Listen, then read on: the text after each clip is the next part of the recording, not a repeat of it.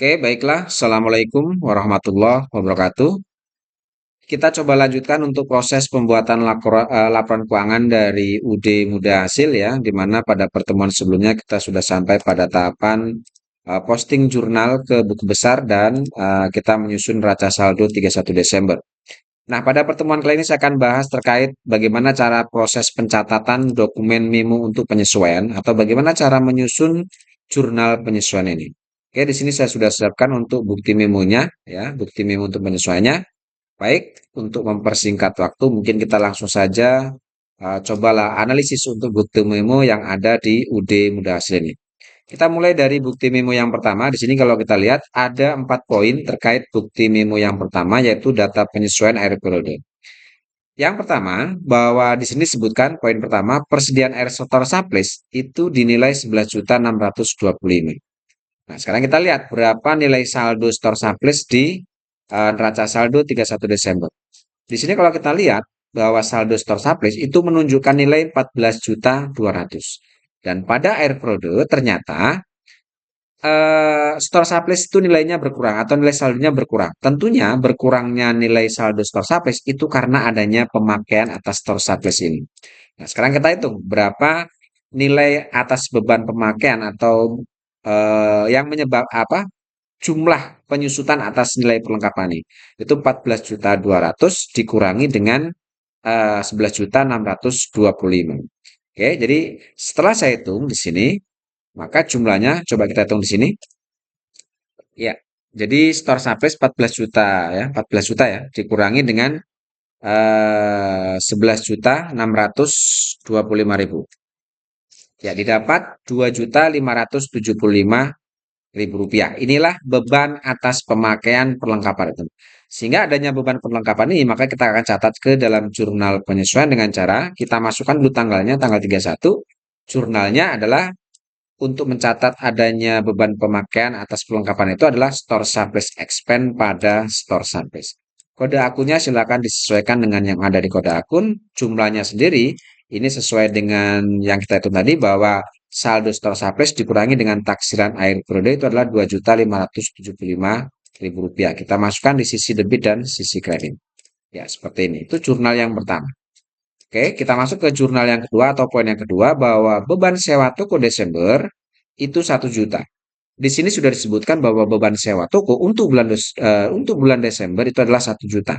Sehingga jurnal untuk mencatat adanya beban sewa toko ini kita masukkan jurnalnya yang pertama di sisi debit kita masukkan rent expense, kemudian di sisi kredit kita masukkan prepaid rent harusnya ya. Sorry, ini salah salah akun ini harusnya prepaid rent ya. Kita masukkan prepaid rent ya. Oke. Nah, kemudian untuk kode akunnya silakan kalian sesuaikan dan jumlahnya sendiri kita masukkan beban sewa toko 1 juta ini atau nilai 1 juta ini ke dalam sisi debit dan sisi kreditnya. Oke, itu yang poin yang kedua. Sekarang poin yang ketiga, beban asuransi Desember itu adalah 1.250. Ini pun tidak jauh berbeda dengan poin yang kedua. Disebutkan bahwa beban asuransi itu adalah 1.250. Sehingga jurnal untuk mencatat adanya beban asuransi bulan Desember itu adalah insurance expense pada prepaid insurance. Kode akunnya disesuaikan sesuai dengan daftar akun. Nilainya kita masukkan nilai ini yaitu 1.250.000 rupiah untuk sisi debit dan sisi kredit. Oke, itu yang poin yang ketiga. Sekarang kita masuk poin yang keempat. Nah, untuk poin keempat, taksiran kerugian piutang itu 2,5% dari saldo per 31 Desember. Jadi, beban kerugian piutang itu ditaksir itu sebesar 2,5% dari saldo per 31 Desember. Artinya dari saldo piutang. Sekarang kita masuk ke saldo piutang. Kita lihat di daftar saldo bahwa kita coba akan hitung berapa nilai taksiran kerugian piutang sebesar 2,5% dari piutang ini atau dari 530.220. Kita hitung di sini. Oke. 2,5% itu dikalikan dengan saldo piutang ini. Didapat nilainya adalah 13.255.500. Itu adalah beban kerugian atau taksiran kerugian piutang dagang kita sebesar 2,5%. Nah, sekarang kita lihat saldo cadangan kerugian piutang atau allowance for debt full debt Di sini ternyata hanya 9.200.000. Sedangkan di taksir kerugian piutang adalah 13.255.500. Sehingga di saldo cadangan kurang untuk mengcover kerugian ini. Area pencatatan beban kerugian piutang yang masuk ke saldo cadangan itu kurang. Nah, kalau kita lihat di sini kurangnya adalah oke, taksiran kerugian piutang ini dikurangi dengan cadangan kerugian piutang. Ada kekurangan sekitar 4.055.500. Ini kekurangan atas beban kerugian piutang yang mestinya harus masuk ke saldo cadangan ini. Nah, sekarang kita coba akan catat ke dalam jurnal untuk mencatat adanya beban kerugian piutang di sini.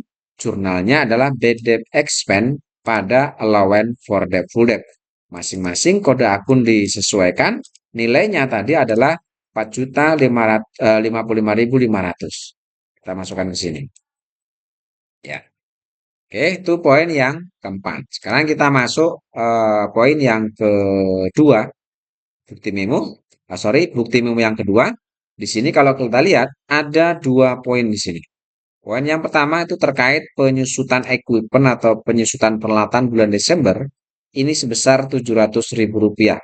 Di sini sudah disebutkan nilai penyusutannya adalah 700. Oke. Jurnal untuk mencatat adanya beban penyusutan atas peralatan. Di sini kita masukkan dulu tanggalnya, tanggal 31. Jurnal yang pertama adalah beban penyusutan sendiri itu adalah kita gunakan depreciation expense di sisi kredit, equipment, akum debt. Saldonya itu adalah kita ambil dari sini atau nilainya, nilai penyusutan kita ambil dari dokumen yaitu Rp700.000. Kita masukkan di sisi debit dan sisi kredit. Oke, seperti itu. Poin yang kedua, gaji bulan Desember itu sebesar 3.550.000.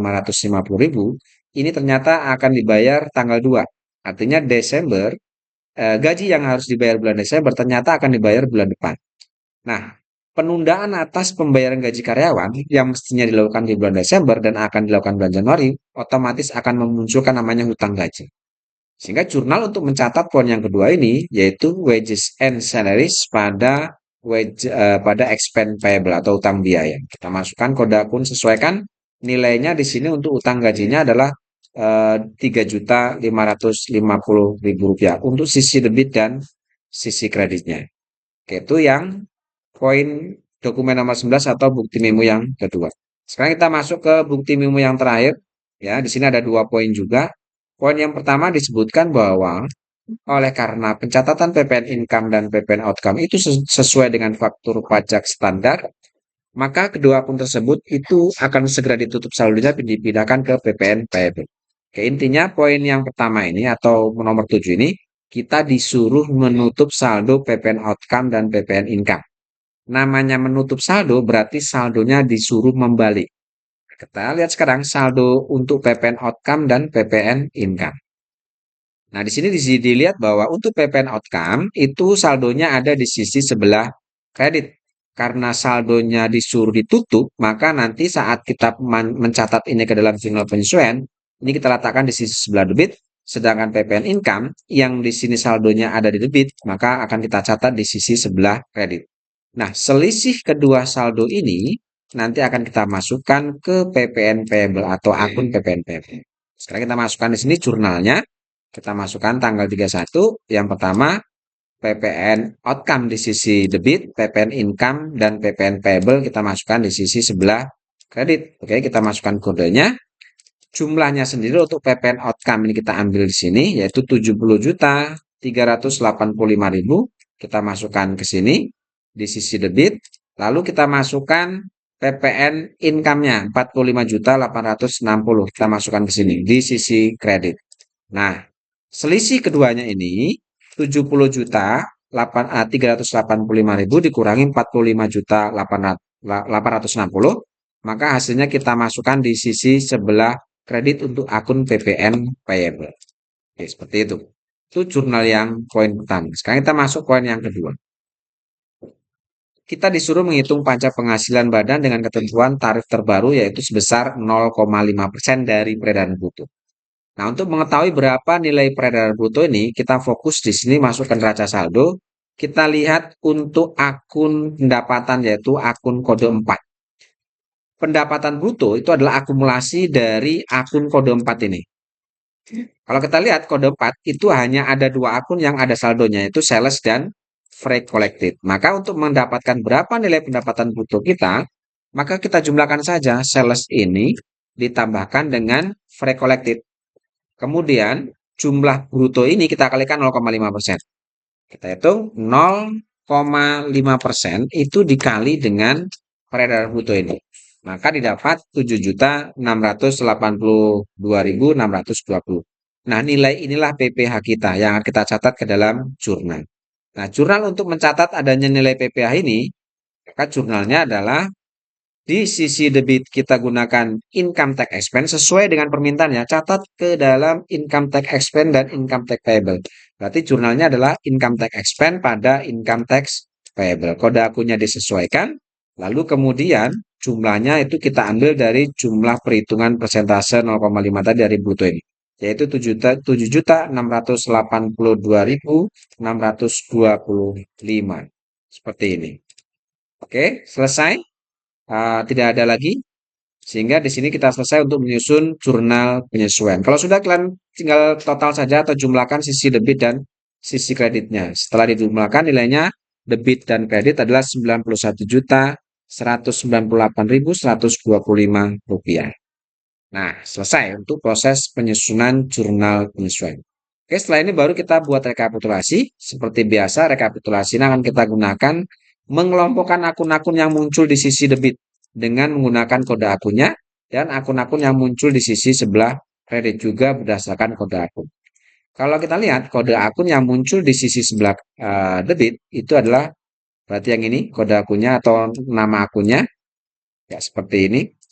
Saya akan coba tandai kode akunnya untuk mempermudah kalian menyusun ya saldo-saldo yang ada di sisi sebelah debit. Nah, setelah kalian tahu akun-akun yang muncul di sisi sebelah debit, silakan akun-akun ini kalian masukkan ke sisi debit di rekapitulasi. Kita masukkan ke kolom nomor akun, tetapi kalian urutkan nomornya. Nah, seperti ini. Jadi diurutkan dari kode akun terkecil. Misalnya 2-1500. Berarti yang ini 21 step lalu adalah PPN outcome saldonya 70 juta. Ini saldonya kita masukkan kolom total sini. Ya. Lalu 61.200 berarti yang ini. Kita lihat saldonya 2.575. Kita masukkan ke sini. Lalu 61.300 berarti yang ini itu bad debt expense 4.055.500. Kita masukkan ke sini dan seterusnya. Kalian masukkan. Lalu kemudian yang di sisi kredit berarti yang kode akun warna hitam ini, silakan kalian masukkan semua di sisi sebelah kredit di kolom akun number ini. Kan kalian urutkan dari kode akun terkecil sampai dengan kode akun terbesar. Lalu kalian ambil nilai saldonya. Kita masukkan ke kolom total ini. Ya. Ya, jadi seperti itu. Dan apabila ada kode akun yang muncul lebih dari satu kali, maka cukup kalian masukkan satu kali kode akunnya. Tetapi untuk kolom totalnya kalian jumlahkan. Seperti itu ya. Kalau sudah kalian jumlahkan sisi debit dan sisi kreditnya. Sehingga kalau kalian jumlahkan maka hasilnya harus sama dengan yang ada di jurnal ini. Oke, seperti itu cara membuat atau menyusun jurnal penyesuaian sekaligus menyusun rekapitulasi dari jurnal itu. Saya rasa ini yang bisa saya sampaikan untuk pertemuan kali ini. Selanjutnya kita akan bahas terkait bagaimana cara menyusun neraca lajur ya dan laporan keuangan yang lain. Terima kasih. Assalamualaikum warahmatullahi wabarakatuh.